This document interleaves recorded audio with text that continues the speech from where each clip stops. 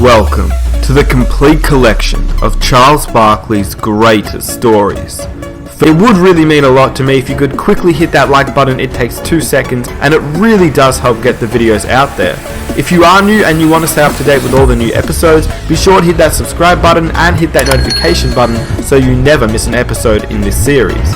If you get your popcorn, sit back, relax, and welcome to Charles Barkley's greatest stories. Look at him, how can you not love him?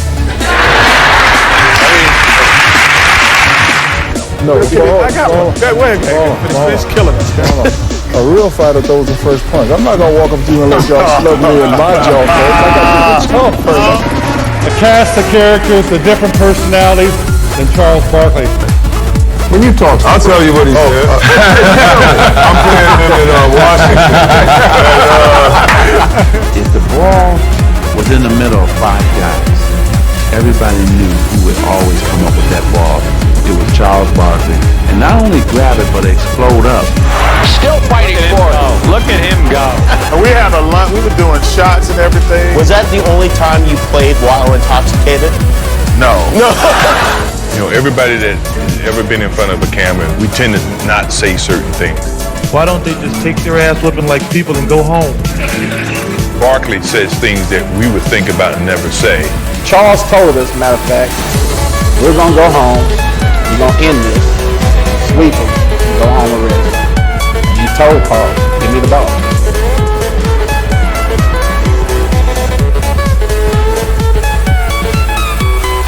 There's an even worse poster. Hey, but I gotta tell you, the first time he's up when he was in college, I'm like, this little fat guy, he can't play. He's thrown away. Barkley with a great anticipation. Look at the big guy move. Big ball and a foul. Well, when I first saw Charles, I looked at this big guy. This big guy can't play. And he dunked him. And I looked at this guy like, how can this big guy put all this weight in the air? He goes up, boom. I'm like, hey, he's pretty good. In the Georgia Auburn. Auburn hey, America, it's either A, get dunked on, B, get a finger or arm broken, or a smile on camera. That's it. My agent says, hey, we need to talk about this 76ers situation. I said, what's the situation? He says, they have a hard cap in the NBA, and you're going to have to get like the minimum. 1 year, $75,000. I said, I didn't leave college for $75,000. I think you weighed 284 pounds before the 76ers drafted you. And they wanted 300. Okay, and they wanted you to at least, I heard, get down to 275 before the draft. You end up getting down to 272 pounds, and then what happens? So I said, well, we got to make sure the Sixers don't draft me then. So we went on a 2-day eating binge. We got up the first morning. I had like 6 pancakes, bacon, wash it down with a vanilla shake. Then we went to lunch. I think I had like 4 or 5 pieces of Kentucky Fried Chicken, some mashed potatoes, some coleslaw. Then we went to dinner someplace. I had like a T-bone steak, had a baked potato. And then next day did the exact same thing. So we fly to Philly. I get on the scale, I'm like 302. I like 302. And Harold Katz cursing me. That's the owner of the center. You fat, lazy, blah, blah, blah. Just get out of here. Get out of here. And we take the train up to New York. And I gotta tell you something. If people take a good look at the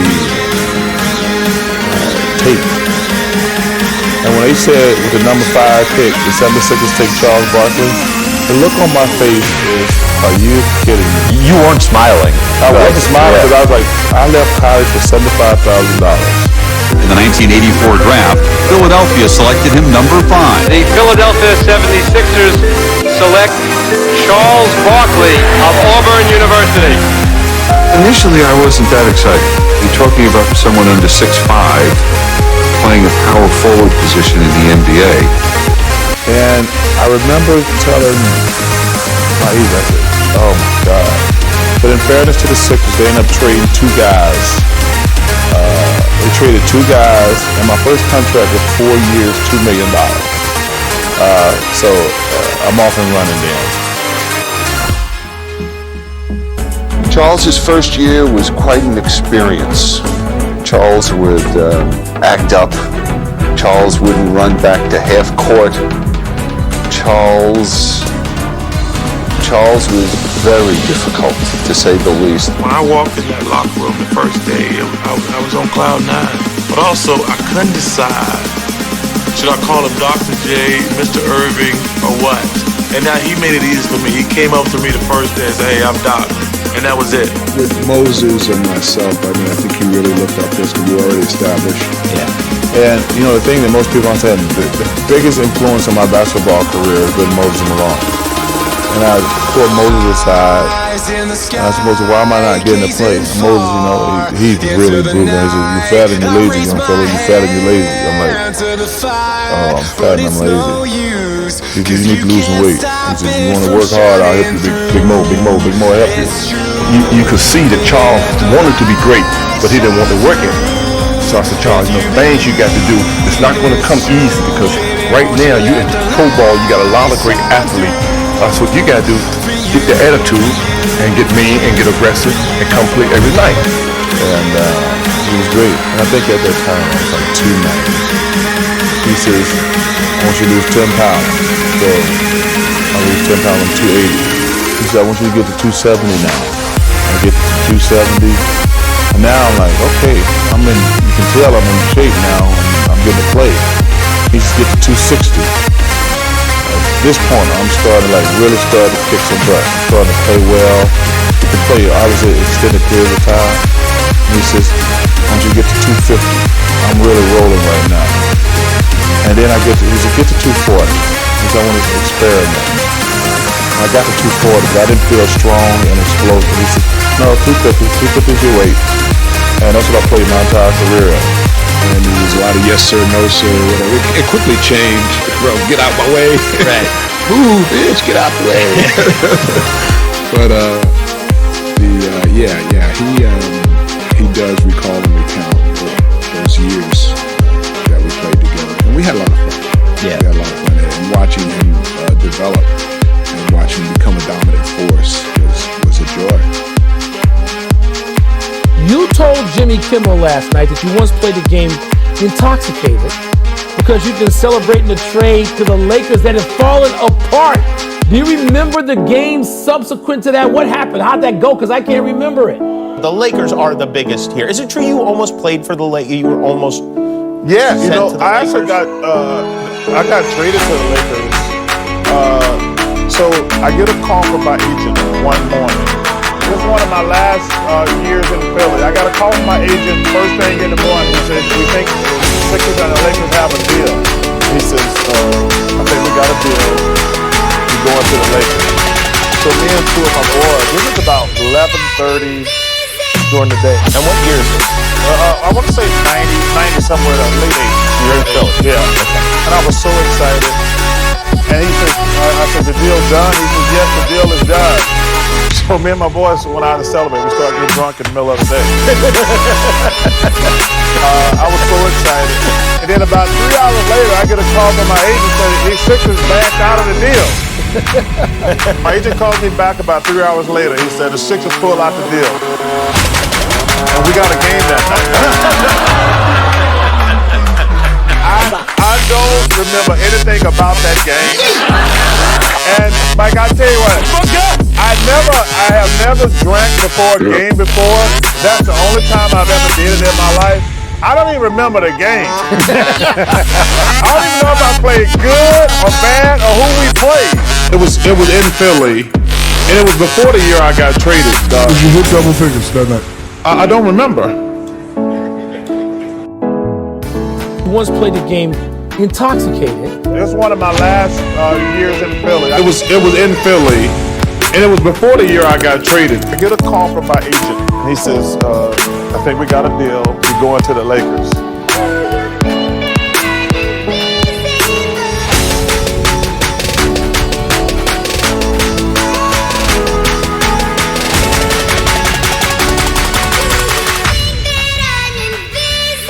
First of all, I was so pissed, but I was so drunk. I have happened that game. You know your stats? No, I do not even remember the game, actually. I can remember a lot of games I played, but that day we were so excited. I was getting out of Philadelphia, and I was blasted. I'm not gonna lie. Hey, some of them teams I played on, I needed to drink. Oh, my goodness. I was playing with some bombs in Philly. Oh, my goodness. You know, Charles was the kind of player that, you know, he just exude confidence. You know, he knew he was a good player, and he demonstrated that every night. And there's a couple of, you know, true story is, you know, we're playing against the Detroit Pistons, and you know they have Isaiah and Joe Dumars, and it's Dennis Rodman was on the Pistons as well, and you know they have Darren Bill and here, and I have an awful first half. Feel like I'm scoreless. I have 0 points. I'm 4-7 from the field, and I'm just playing awful. And coming out the second half, Charles literally grabs me by my collar, by my jersey, and grabs me sort of close to him, and then, you know, I can't say exactly what he says, but it's more like, you know, get your crap together. You know, you're too good to be, you know, scoring 0 points and, you know, out there playing like, you know, so I'm like, oh, you know, what's going on? And, you know, not alone to say, you know, I had a great second half, but, you know, but he had faith in me and the confidence that, you know, he knew he was the number one player on the team. He was like, you know, you're number 2. I need you to go out there and score and be my number 2. And he made sure every night that I was prepared and ready to play. So I owe a lot to him. What was it like, truthfully, playing against Charles Barkley? The one moment that I can pick with Charles, we were playing Philly in the playoffs, and I guess I got into a hot rhythm, and I had about 40-some points. Years. Jordan does what he just did to rookies and veterans alike. And Michael Jordan, he's playing against a guy who is a great rebounder. His job is not right. And B.J. Armstrong, the 5 for Chicago. Charles was yelling. I can hear him yelling in the huddle. So I'm like, who's going to guard this guy? Somebody's got to guard this guy. That's all right. I guard this guy. Jordan. In a matchup, Charles Barkley defending Jordan. So I go in and we playing. We got into a switch. And Charles jumps out and guards me. And yeah, I know Charles is a defensive stopper. So the first thing he does, he breaks down in his defensive position, hands up. Everything looked technically right. And I just laughed. I say, when the hell are you going to start playing defense? And who taught you how to get in a defensive stance? And I had to pass it. But that's the type of guy, he would take on a challenge even though he was not up to the challenge. He didn't care. And that's just him. Give me an example, Charles, what you would say. What one of the guys would say? No, what you would say. When you talk. I'll tell you what he said. I'm playing him in Washington. I'm playing him in Washington. And he's a little older. I think, you know, it was maybe 4 more years in his career, but, you know, and I foul him. And I get away with it, come back down. And the next time, you know, he's going off at the ref. He fouled me. And I'm like, I ain't fouling him. He over there crying. And the ref, he's like, he looked at the ref, he's like, I scored 24,000 points or something. I scored 20,000 points right here in this position. You gonna tell me he ain't fouled me? And the ref just shook. I knew I was in trouble. I was like, this ref, you know, the ref was intimidated by his talk. But a lot of guys, like you said, it's not religious. It's just what you're doing. I just hated when a guy thought he could guard me, to be honest with you. I'm like, dude, please, just work hard, but you can't stop me. Is there any way to foretell a 56-point night?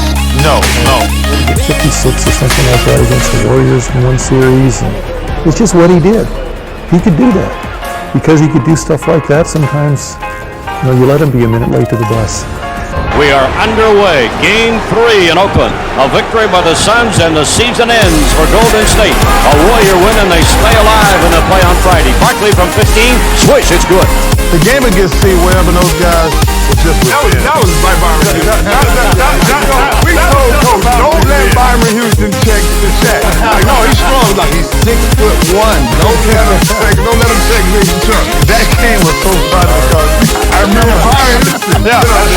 And I remember I went to Well, I remember going to the Warriors bench, and I'm talking to Don Nelson. I said, Don, I got like 10 points in the first 3-4 minutes of the game. He said, we're not going to double you.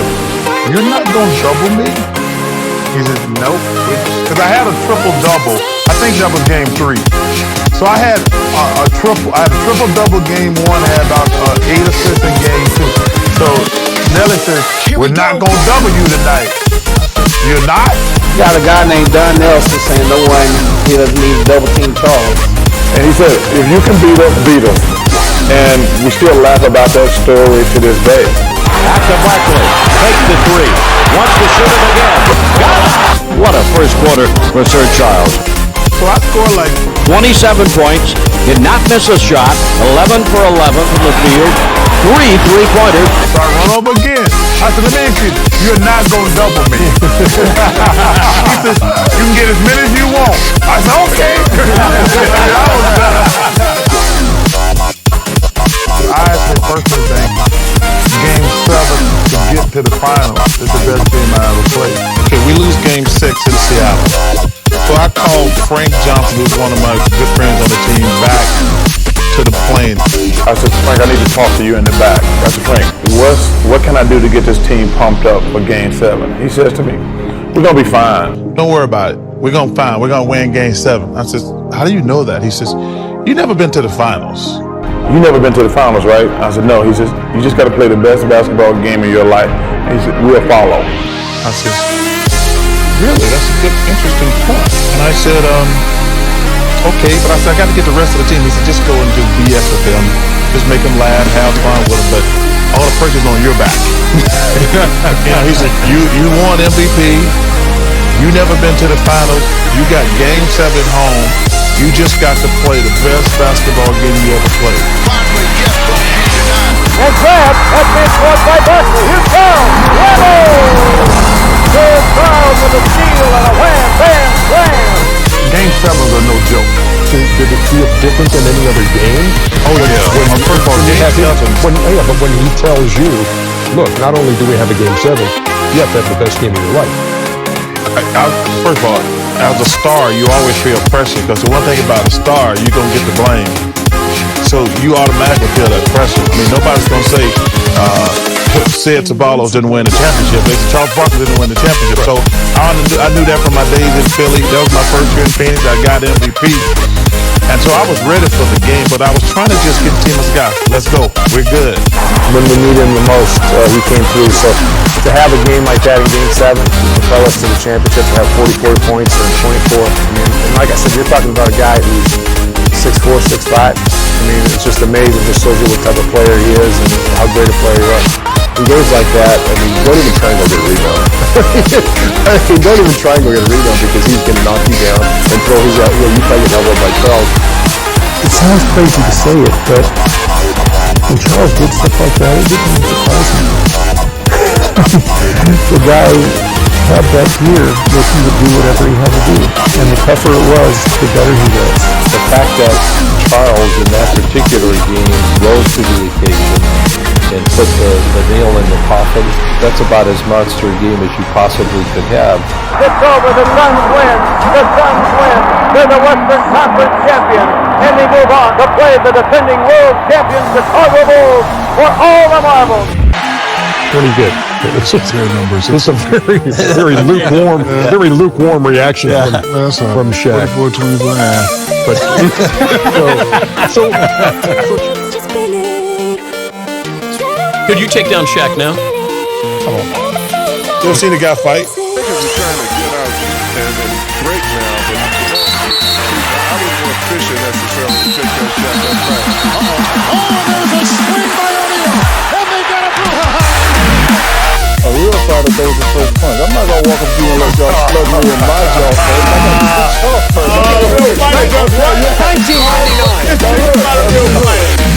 Chuck.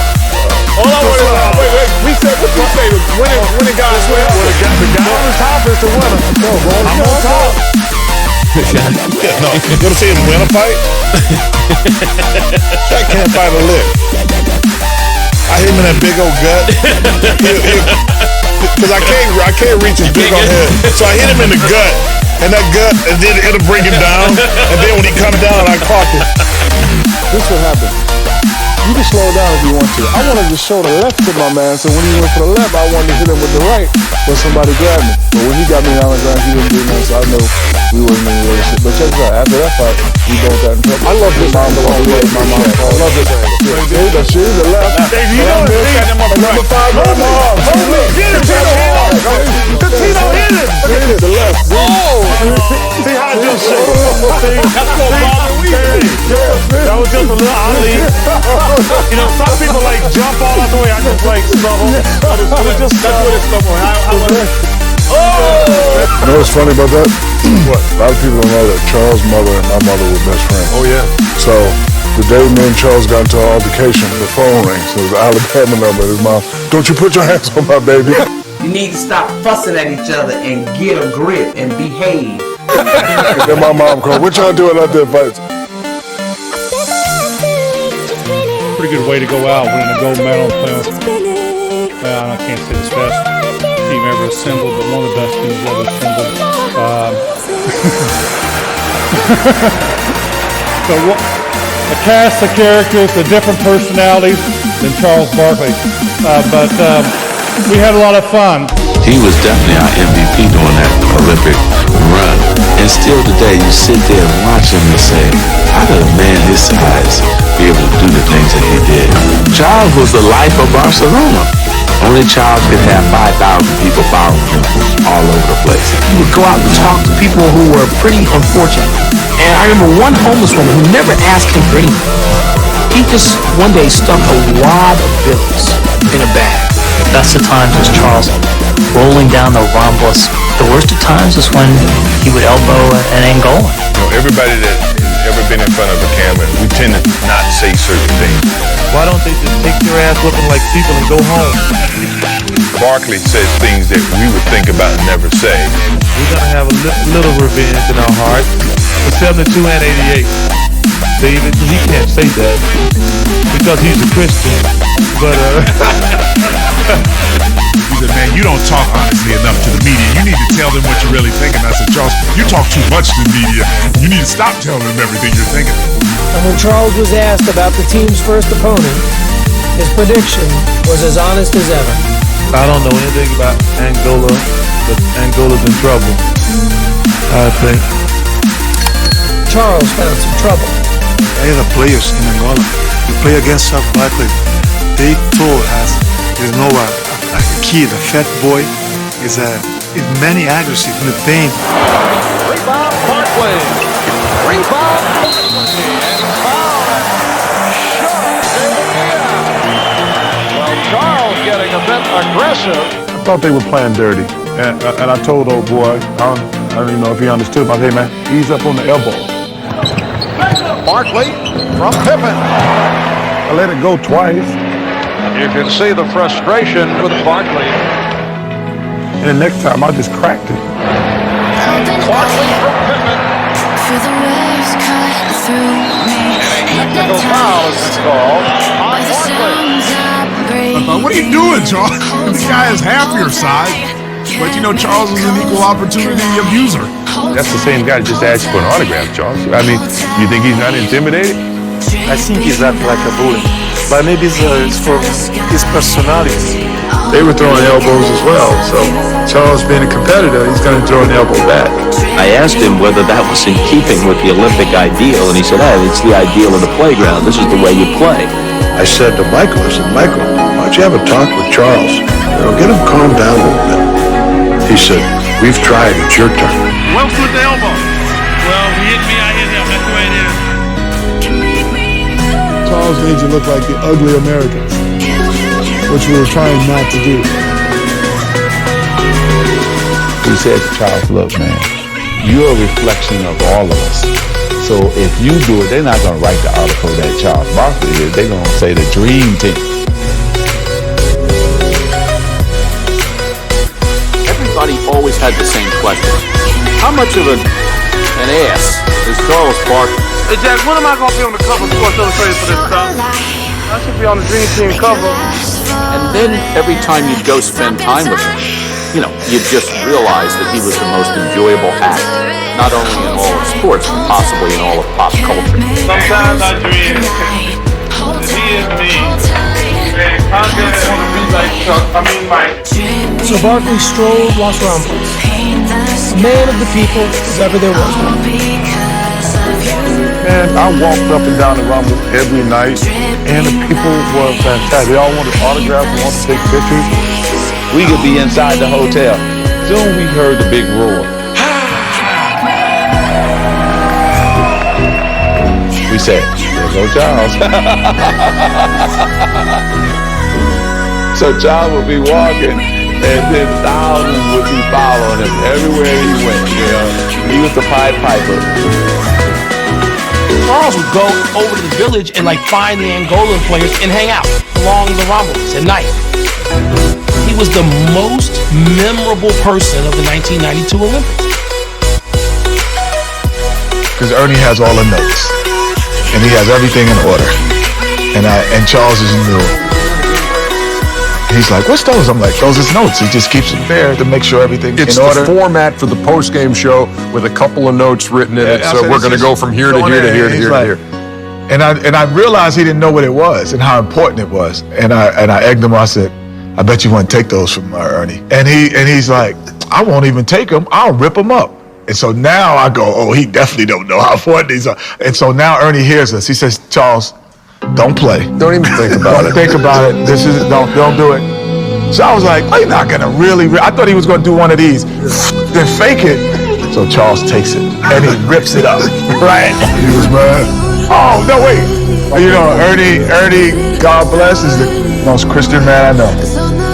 That shit wasn't funny. And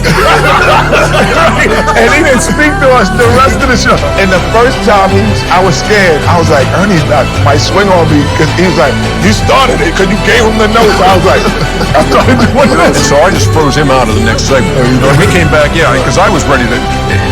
I was ready. I had a cup of coffee. I was ready to throw a cup of coffee. I was first time I heard him curse. I was hot ever. Because internally, I was just crying because I had never heard him curse. I won't ever do that again. No. Because you know what that did to me in that moment? It was that these guys don't respect what I do.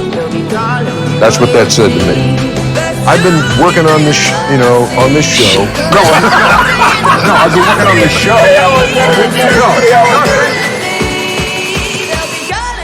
You call yourself the MVP of the start of the league. And, every player that's sitting here that was considered that have done that. Every player that, in the past have done that. What time out?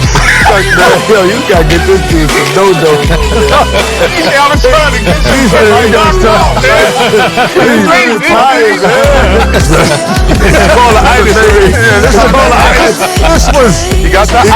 This was moments ago. We were having our discussion on LeBron James, and Charles, what's going on here? I'm tired. Whoops. Nice. Hey, how's your manicure, Chuck?